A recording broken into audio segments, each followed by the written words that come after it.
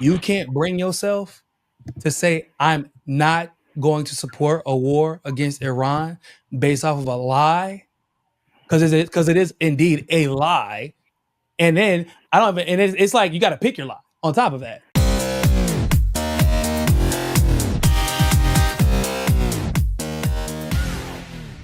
AIPAC demands Democrats stand with Israel. So, in the light of what's going on right now, Hakeem Jeffries, who his entire career is owed to AIPAC, Chuck Schumer, who openly said that his job is to keep the left pro-Israel, they are now supporting Donald Trump in this war, and AIPAC is sending rage text messages. If you read this article, I'm saving time.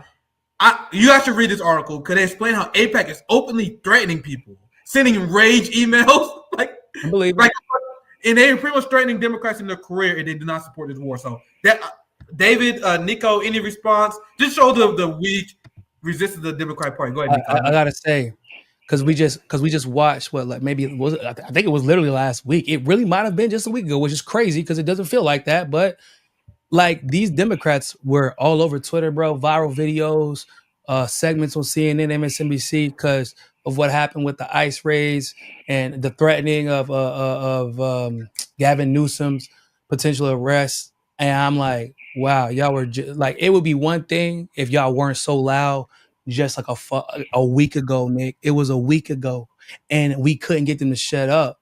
Like, and they were just, God, look at us roar. AOC and Bernie before that, going on campaigns around the country talking about, we fighting the oligarchy. And you fast forward, okay, so what about a comment on potential World War III? Got nothing. I'm like, there's no way. And like, Nick, I think we actually had this conversation the other day. Like, we were like kind of looking. We're like, yo, hold up, where's Bernie, AOC, and nothing. Are you trying to tell me that at a moment where there could be a nuclear war, there could be another layup moment for y'all? This is like, the midterms are coming up. This is a campaign point.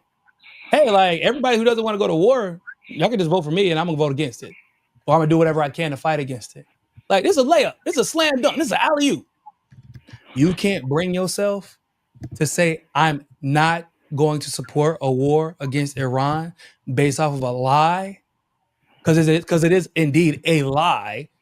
And then it's like you got to pick your lie on top of that. You can point out, the Democrats point out, we don't know what the motive here.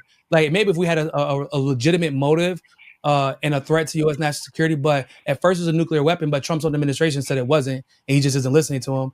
And then it was, now they want to threaten the president or assassinate the president, but they've never said that before. Why is it just being said now?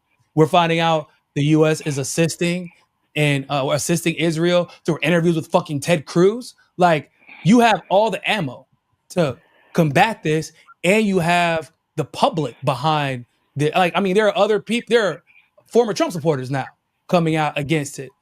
You could accidentally win the midterms, and y'all chose right now to be quiet. And I'm not surprised. Hakeem Jeffries, like, where are Hakeem Jeffries and Chuck Schumer? In the same fucking AIPAC meeting as Trump. What are you talking about? They're in the meeting together. Look at this, Nico. I want David to respond as well. I know you don't follow U.S. domestic politics too close, but I would love to hear your thoughts on his weak resistance. And I just saw this headline now. Tucker Carlson is doing a better job than Democrats. Like, this is coming from even the mainstream media. Is like, what is going on? I thought we had a two-party system. You guys are supposed to give us political theater. We need drama. At least. Like, imagine you watching pro wrestling, all the wrestlers are getting along with each other. That's what the corporate media feels like covering this story. They're like, man, if Tucker Carlson's speaking out against this war, why can't you guys do it? This is what they essentially bragging for drama.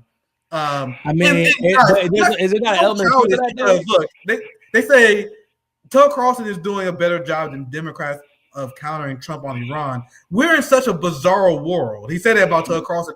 Since when have Democrats ever been on the good side of the foreign policy conversation? I don't like Tucker for a lot of different reasons, but his foreign policy is pretty good for the most part. But it's true though, because but it's the theater of it. Like, okay, we're getting more theater right now, Nick, as you point out, from the internal fighting within MAGA than Democrats fighting against Republicans. Yeah, that's why the corporate media is like, what the fuck is going on?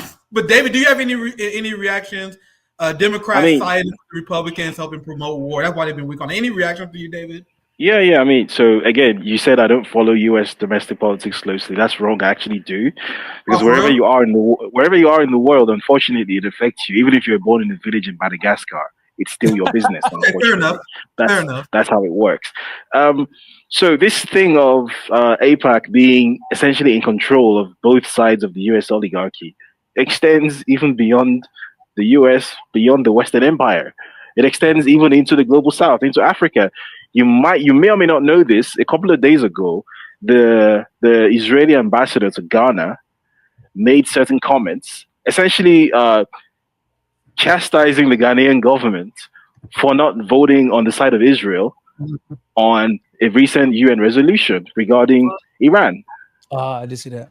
I did see that. Right, and like it wasn't like a statement of, oh, I'm not happy that the Ghanaian government did this. It was more like, how dare the Ghanaian government do this? That again, that sense of like superiority, that arrogance, that we are the ones who tell you what to do. Who told you that you're allowed to have independent foreign policy?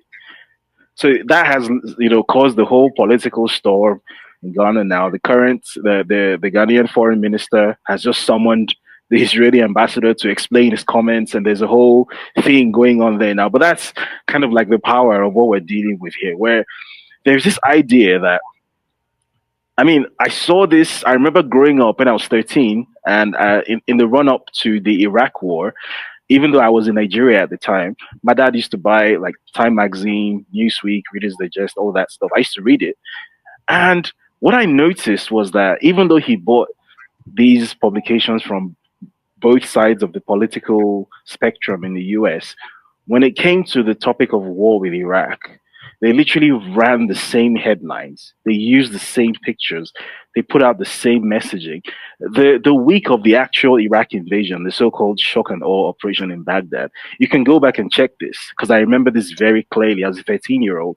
Time Magazine and Newsweek ran the same front page. They ran the same front page. Two completely different publications that purported to come from two different sides of the political spectrum.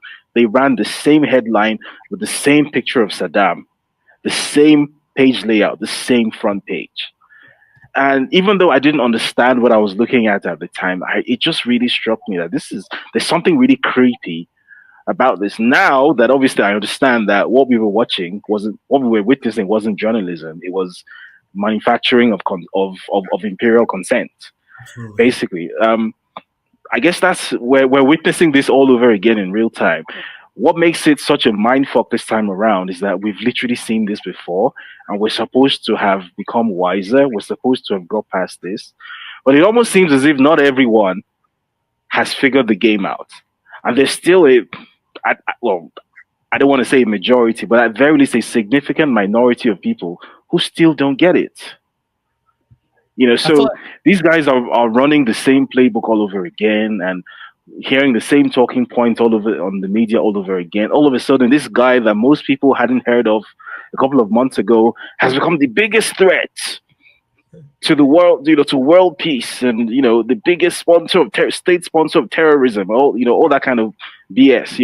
You guys are a bit lucky because you hear multiple sources of information, but like where in my corner of the woods, where unfortunately Western media still has a very strong stranglehold, and even the so-called local media is also funded from Washington. You hear like Nigerians and Africans saying things like this all the time. Oh, Iran is the world's foremost state sponsor of terrorism. That is not that statement did not come out of a Nigerian head. That statement is U.S. foreign policy, right? But you hear it parroted. If literally just go through Nigerian Twitter, like when you're less busy, go through my posts. Go through the hidden replies. Wow. Nowadays I hide and block a lot of people because I'm not interested in. Yeah, I've been seeing it, David. It's great. I see it all the time.